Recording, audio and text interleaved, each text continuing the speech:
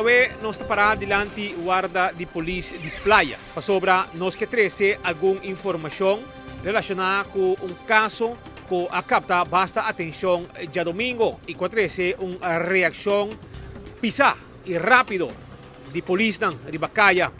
No, essa aqui trata de caso caminda com lo hay arma de candela dentro auto. Melding tabatesei também e polícia no momento que a pare auto a topa com arma também. Pero Liliana Rasmein, que é vocero de Corpo Policial, deu uma entrevista, também conta-nos pouco sobre o começo até final, que exatamente caso aqui está. Senhora, feliz merdia.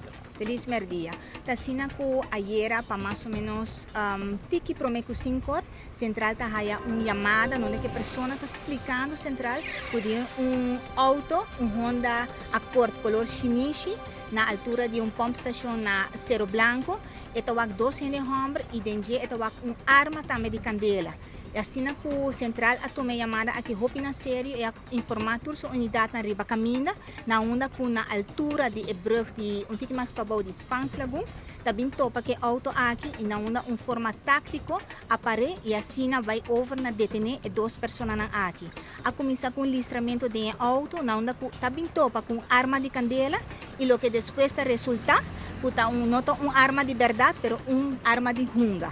Pero em caso que arma se quita praticamente você melda tá com arma então praticamente similar na de verdade? Corretamente, de leu para bom, é cidadão que chama para prevenir não quando passa e o que ela usa arma. Em momento e não sabe se é de verdade sim ou não, e não onde que ela faz bom trabalho de informar nós de corpo policial e não onde que nós sabemos tope auto e assim descartar que está papel de arma de candela sim ou não. Pero não também tá para também e pueblo com claro e preparar nós polícia e também que nós não está a de nenhuma situação. E quando aqui nós está tomando a sério, porque o cidadão que chama para prevenir para algo portar pior lo que passa, mas que danke Deus não está assim. Ok, o que é aconselhável sobre mira que tinha tipo de arma que está mesmo de verdade, é mesmo peso hasta de arma de verdade, pero uma arma que viaja de deporte, que mesmo de polícia, mesmo etc. Está aconselhável para não mover com aquele auto? Correto, wapa. Estão que manibota papiano, bolota referir que a segurança de airsoft, e tem sua regra na nagiele, bonota baicana com a aribacaya com kuta. Para sobre a hora bom mês de sunco tá buscando problema agora, você tem regulamento que se a botar a gele não onda que vai tira, ou botar transporte de uma maneira de bocas para terreno de tiramento de viaja para bocas. E tem seu requisito na marana gele que me esnang puta carga esse e tá membro de clube assim, sa e regla ng bongbong.